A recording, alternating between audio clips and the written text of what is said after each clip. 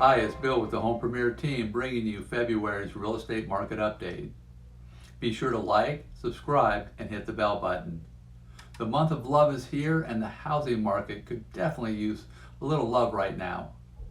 February brought us quite a few decreases in the real estate market.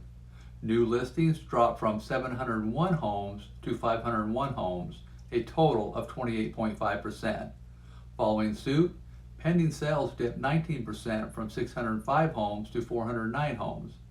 And you guessed it, closed sales decreased 11.7% from 471 homes in February 2020 to 416 homes in February 2021.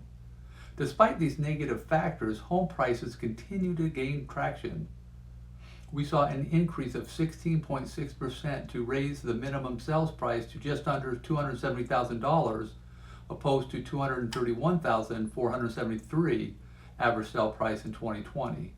The number of home sales really broke our hearts, dropping a whole 58.4% from 1,239 homes to only 516 homes. The month supply followed suit, also dropping just over 58% from 1.7 months to only 0.7 months. What we did love about February is the number of days homes were on the market.